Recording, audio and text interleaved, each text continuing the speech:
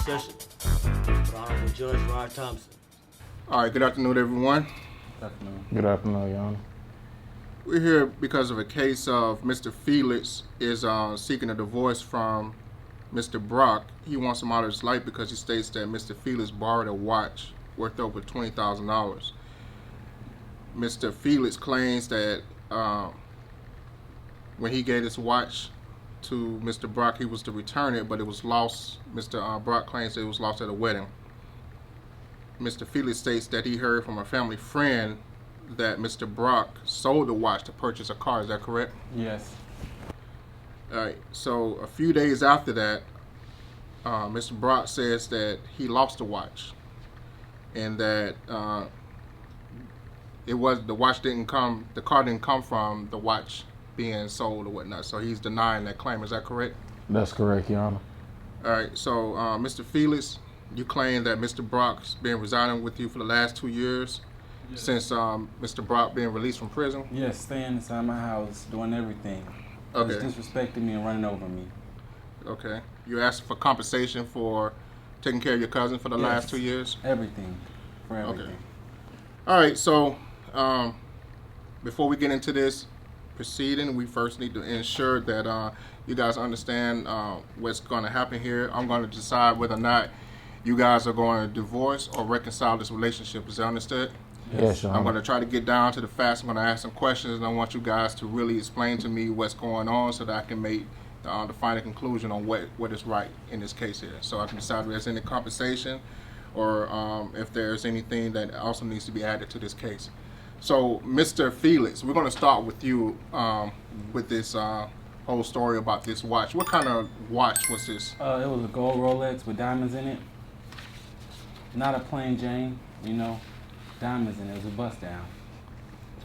Okay, so Rolex watch, if I'm correct. And From Icebox. From Icebox. Yes. And this Rolex watch, it was valued at $20,000. Is that correct? Yes, $20,000. Okay. And my cousin right here stole it.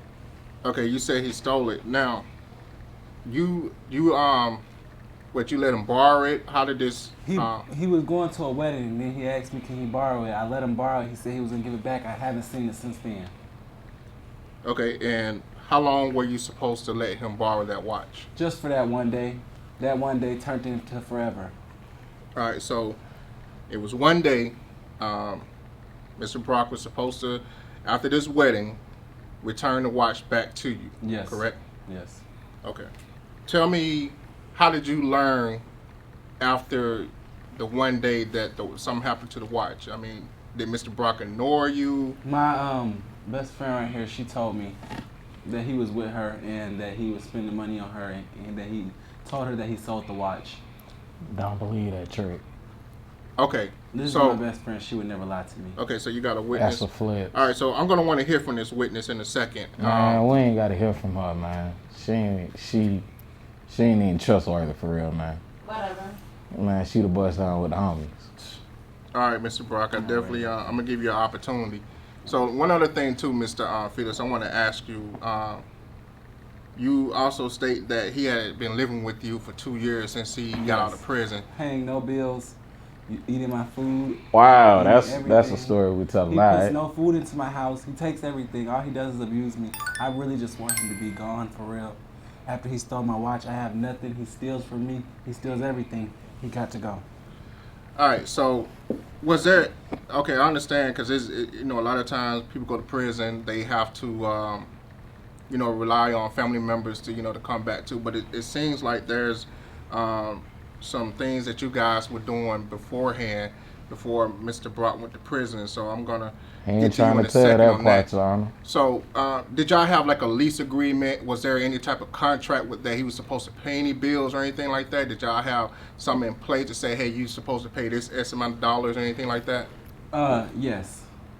Okay, so how much was he supposed to pay every month? $200 every month. And how much do you pay for rent now? I pay $1,200. $1,200? Yes.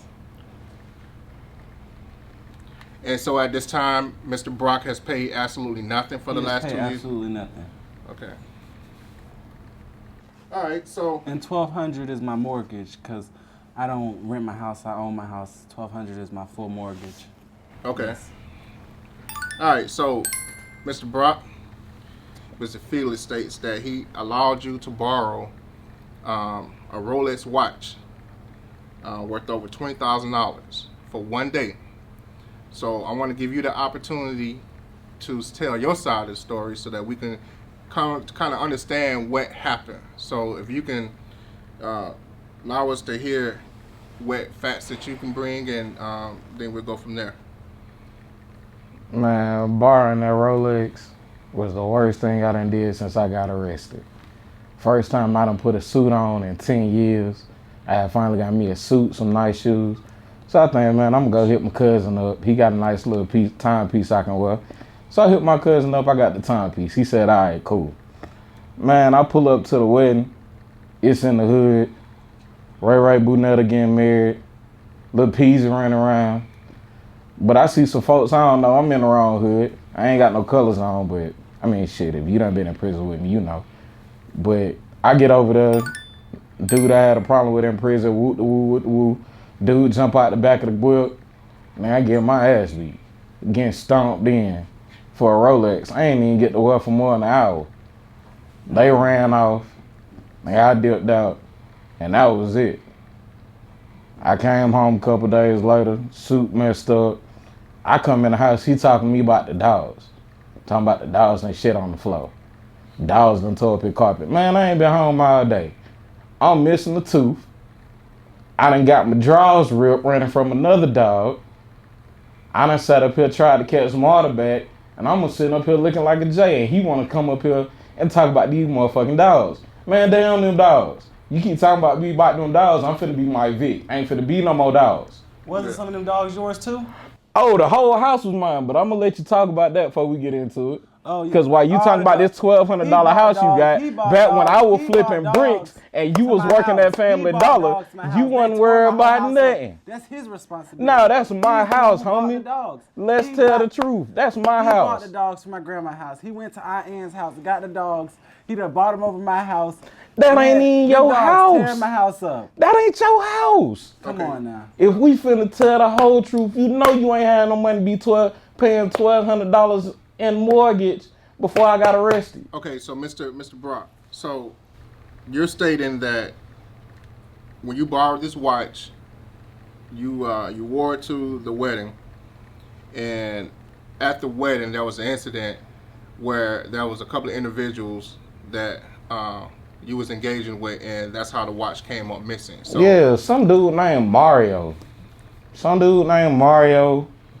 Lil Fruit. This is exactly why I don't hang around trash. And him, you is trash. You living my whole life right now. Without these last 4 years, you wouldn't be living in no house. Talking about wearing no Rolex. The first time you got a Rolex, I bought your first Rolex.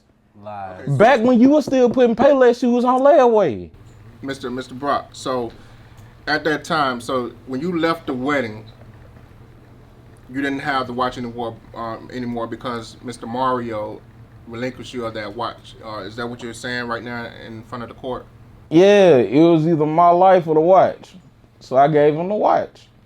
Okay, so at that time, did you call the police or anything like that? Was there any report made of this watch? Nah, dog, when you done been in prison, you can't be calling police for little stuff like that. But Mr. Brock, you're no longer in prison anymore. No, but when you a felon and you done had a couple run-ins with the police. See, Yana, I used to flip dope. Man, Yana, he living my life, man. Before them 4 years came, I was the only reason he knew what a Rolex looked like, had put on his wrist. He was living off my dime. Him and his mama was getting money from me weekly. Before he came up on any money, before he got off food stamps, before he moved out his mama house, before he learned how to wash his drawers and cook his own food, back when we was living in the projects and I was the one putting food in the refrigerator, this was my life. I put you through college. Did you remember them days when you was getting refund checks and I was telling you keep your check cause you needed it, cause you needed to eat? Oh, cause you had the meal plans that I paid for that was 20 meals a week when you was eating the real good stuff and we was back up here on ramen and Vienna sausages. back when we were splitting the Big Mac 3 ways with the fries and not getting no drink for the night. Them nights when we was sitting out there on the corner and you was over there on the west side with the white folks, where y'all was running around having toga parties and you were talking about trying to join fraternities and hitting on all the good stuff that we thought we dreamed about. Back when we was watching them ICDC college commercials on BET, talking about that can be me. Nigga, I don't even know how you say you take care of me. You did time, you trapped and did all that stuff. As soon as your black ass went to jail, nigga, I got straight to scamming, nigga. I started hitting 20 bands a day. I was so glad when they took your black ass to jail, nigga. Nigga, they need to take your ass back to jail so you can get the fuck out of my house. Bruh, the only reason. Nigga, bruh, I got straight to the money as soon as you got out my house, nigga. I got straight to the money, nigga. Chanel bags, Mercedes, Gucci watches. You see it, nigga. You see the life I'm living, nigga. So why you had to go steal away my for you to Rolex, have that nigga. life? Nigga, Why I had bro. to go away? You a bum. You don't got no money. That's exactly why you had to steal Wow. my Rolex. That's what we here for today. We here for the Rolex. We not here for none of that other shit, nigga. That shit is dead, nigga. We here for my Rolex, nigga. And that's the only thing I want to talk about. Diamond and bezel Rolex. That's what the fuck I want back right now, nigga. And I want it right now, bro. For real, for real. Mr. Felix, I understand you got a witness, so why don't we bring the witness up at this time? Ma'am, for the courtroom, can you state your name, please? Yes, my name is Yosha Hurd. AKA bust down the whole hood, done touched it. Whatever, that's not what you were saying when you wanted some. That wasn't what you were saying when you were sucking on it neither. Okay, so, all right, we're gonna try to keep this, clear and respectable. All right. I thought you were finna say professional, because if you was gonna say that, you was gonna have to pay her $20 first. 40, anyway. Oh, she worked for 3.5. Jesus Christ. All right, so we want. Don't talk about my friend like that. All right, Hey man, your friend be busting. Let me get some clarity here. So My I want to bad, hear from the man. witness so that we can get down to the facts, because there's definitely a lot going on with you two, and I just want to hear what the witness have to say before I proceed further with what needs to be done. So let's hear. Your Honor, I wouldn't listen to nothing that he has to say. He has always been jealous of my best friend. Everything that my best friend has, he's always wanted. And he always is taking advantage of and using him. I told him he should have put him out, but he was the only one that would take him in when he got out of jail. Nobody wanted him around because every time he's around, bad things happen. She speaking like she know the truth, but she don't really know nothing. Whatever. Go ahead, proceed. He sold the watch, Your Honor, and he showed up with a new car, and he took me in the car and told me that he took the watch. So what kind of car was this that he pulled up in? It was a 2020 Nissan Altima. Your Honor, that's a lie. I used to sell dope. I know damn well I don't get in new cars. Police already know me. I don't keep no new stuff on me. Okay, so Miss, you saying there was a Nissan Altima, Yes. and he picked you up in it. So Your Honor, that don't even sound right. She driving Nissan Altima. Her front hood kept missing.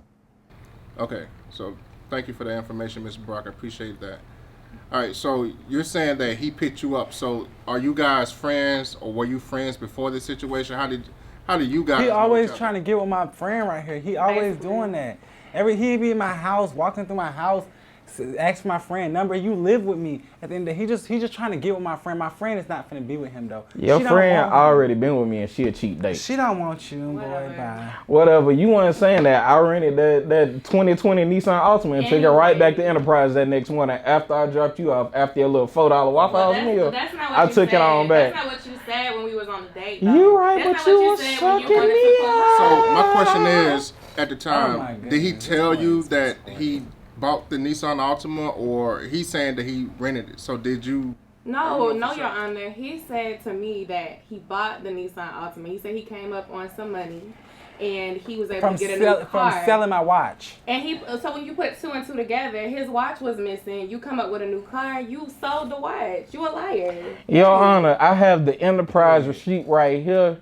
It was $57.92. That was with tax, no insurance. And I made sure that I kept the receipt because I knew this little thieving person right here was going to say I stole from him. Your Honor, He he done has stole a my felony. whole How life. How did he rent a car himself with a felony?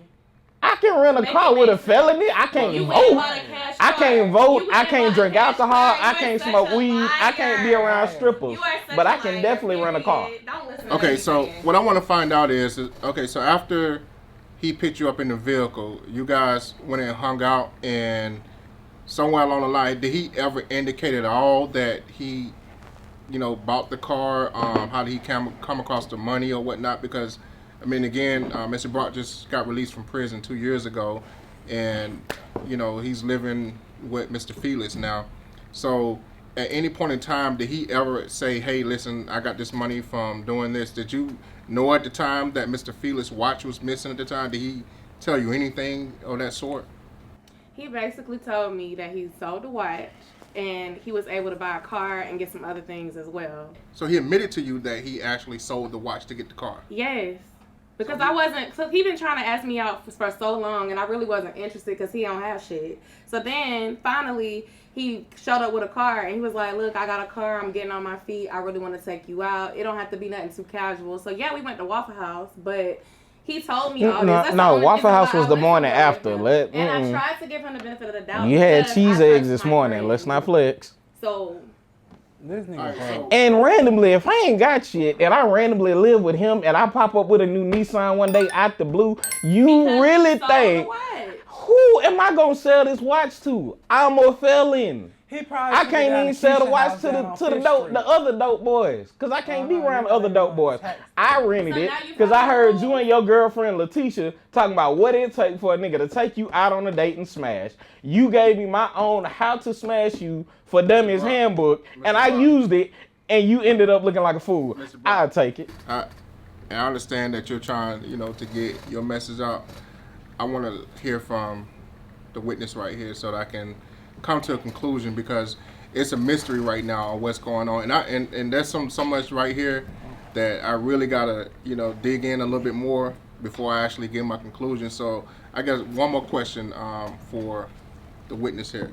Okay, so you stated that you was riding around and he told you that the watch that Mr. Felix had, he went and sold that watch. So from that point on, he picked you up in the vehicle. You guys went out. Did you tell Mr. Felix at that time what he had told you, or did you wait? I waited until Why after you the wait? date. Why you wait? Because we on a date. Why am I gonna stop the date and tell him? Oh no! This your homeboy. This your best friend. You couldn't stop and go to the bathroom. My best friend knew as soon as the date was over, and we talked about it. Who do you think told him? I'm sure you did. What else you tell him about that night? I mean, the important part. Did you tell him? Did you tell him we needed new sheets? Shit, period. Did you tell him we needed new sheets? Who cares? It ain't. I'm that body count that you ain't gonna get rid of. It's alright. I heard enough of this story right here. So it's time like this, man, where we gotta really take the time, chill out a little. Put something smooth down. Because this right here, I'm gonna have to go in on this one right quick. And before I go in, I gotta get some of this Martell down the system, man. Something real smooth, because I'm about to give y'all a real smooth story. But yeah, this Martell, it's that smooth taste, man. Good. Yeah, and we hear a whole bunch of stuff, man. But it's about this time right here where we gotta really kind of. It's a crazy ass story. Yeah, we gotta go.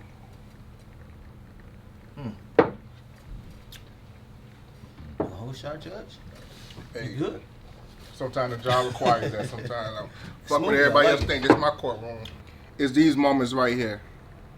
And here's the thing about it. It's sad in our community because here it is. We're here in the courtroom because of a watch, a $20,000 down watch. Right. And I ain't shit. That he can't afford. But here's the thing about this, you right? can't rock. Y'all gotta understand something, Mr. Felix, and I'm talking to you.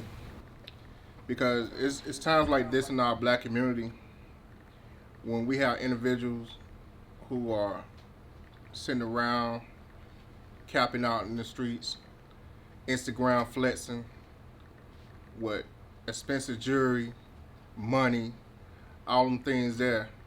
And here it is, you got people like your cousin who just came home from prison, and it don't sound like, for whatever reason, because there's obviously enough information here to make it seem like there was some extracurricular things going on with you guys to where he feels some type of way that he like, fuck you. I'm just gonna take what's mine. You ain't gonna look out for me like I looked out for you. So I'm gonna go ahead and get the shit that's owed to me, because it sounds like he put in a lot of work for you. And this is what happened in the streets right here. We get on, right? We get on and shit. We make money.